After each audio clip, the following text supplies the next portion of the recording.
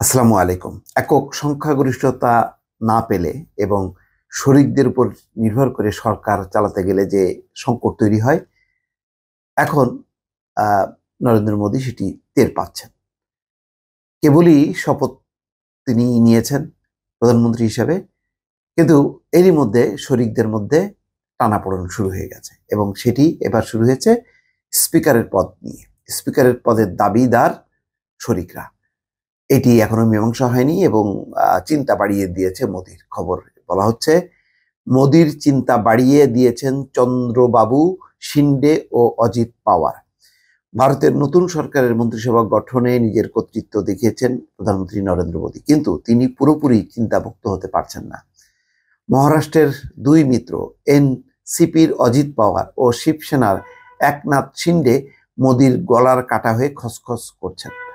সেই সঙ্গে তার চিন্তা বাড়িয়েছেন অন্ধ্রপ্রদেশের মুখ্যমন্ত্রী টিডিপি নেতা চন্দ্রবাবু নাইডুও।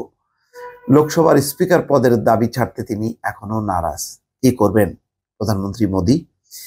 এই প্রশ্নের উত্তর এখন কারোর কাছে জানা নেই। স্পিকার প্রশ্নের জট খুলতে হবে 7 দিনের মধ্যে। নতুন লোকসভার সদস্যদের শপথ গ্রহণ 18 থেকে 20 জুনের মধ্যে হবে বলে ঠিক হয়েছে। 18 থেকে 20 জুনের মধ্যে।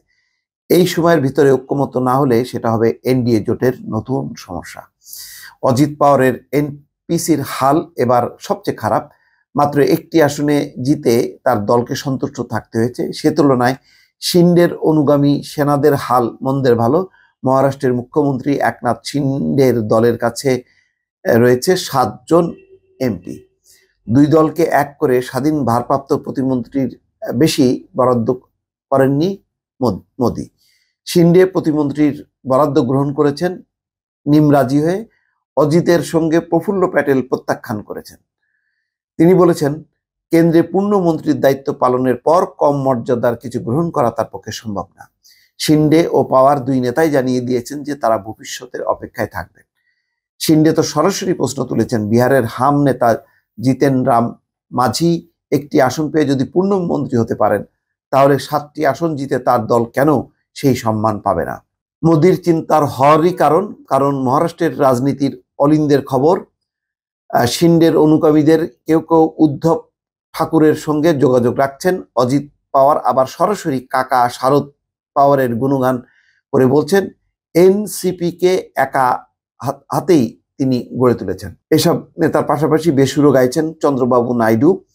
তার প্রাথমিক চাহিদা ছিল 3 পূর্ণ ও 1 প্রতিমন্ত্রী। সেই জায়গায় 1 পূর্ণ ও 1 প্রতিমন্ত্রী নিয়ে তাকে সন্তুষ্ট থাকতে হচ্ছে। পূর্ণমন্ত্রী হিসেবে বেসামরিক পরিবহন মন্ত্রণালয়ের দায়িত্ব পেয়েছেন সর্বকনিষ্ঠ সদস্য, তারই অনুগত কে রামমোহন নাইডু। কিন্তু এত অল্পে চন্দ্রবাবু সন্তুষ্ট হবেন কি? বিশেষ করে তারই দলের প্রয়াত নেতা GM বালাযোগী যখন কেন্দ্রে বাজপেয়ী সরকারের আমলে লোকসভার স্পিকার হয়েছিলেন, চন্দ্রবাবুর হাতে আছে 16 সদস্য, নীতিশ কুমারের 12 সদস্য। চাপের রাজনীতিতে দুজনই বেশ বড় খেলোয়াড়। দুজনের কেউই চান না স্পিকারের পদ বিজেপির পছন্দের কারো হাতে তুলে দিতে। কারণ স্পষ্ট, স্পিকার হাতে থাকলে দল ত্যাগ বিরোধ আইনের ব্যাখ্যা সরকারের পক্ষে সুবিধাজনক হয়। চন্দ্রবাবু ও নীতিশ কুমার দুজনেরই সংখ্যা সরকারের স্থিতিশীল করতে শরিকদের দল ভাঙাতে বিজেপি দুবার ভাববে না। রাজ্যে রাজ্যে বারবার সেই কাজ মোদী শাহ জুটি দক্ষতার সঙ্গে করে গেছেন। মোদী অবশ্য পাল্টা চাল চেলে রেখেছেন। চন্দ্রবাবুকে জানিয়েছেন যে প্রয়োজনে অন্ধ্রপ্রদেশের বিজেপি সভানেত্রী ডি পুরুন্ডেশ্বরীকে তিনি স্পিকার করতে প্রস্তুত। পুরুন্ডেশ্বরী তেলেগু দেশম পার্টির প্রতিষ্ঠাতা এনটি রাম রাওয়ের মেয়ে, অর্থাৎ সম্পর্কে চন্দ্রবাবুর শ্যালিকা। অবিভক্ত অন্ধ্রপ্রদেশের কংগ্রেস নেত্রী ছিলেন পুরুন্ডেশ্বরী। কেন্দ্রে মনমোহন সরকারের আমলে দুবার মন্ত্রীও হয়েছিলেন। 2014 সালের মার্চে রাজ্য ভাগের প্রতিবাদে তিনি কংগ্রেস ছেড়ে বিজেপিতে যোগ দেন। যাই হোক, এখানে এখন স্পিকারের পদটা নিঃসন্দেহে গুরুত্বপূর্ণ। অর্থাৎ স্পিকারের পদ যিনি পাবেন তিনি অনেক কিছু হ্যান্ডেল করতে পারবেন। তো এখন এই পদটা নিয়ে কিভাবে মোদী যদি বিজেপির কাউকে করতে যান, সেই ক্ষেত্রে শরিকরা কি প্রতিক্রিয়া দেবে, ফলে অনেক খেলা বাকি আছে বোঝা যাচ্ছে। এবং টানাপোড়েন মোটামুটি কিন্তু ভেতরে ভেতরে শুরু হয়ে গেছে, এটা মোটামুটি পরিষ্কার।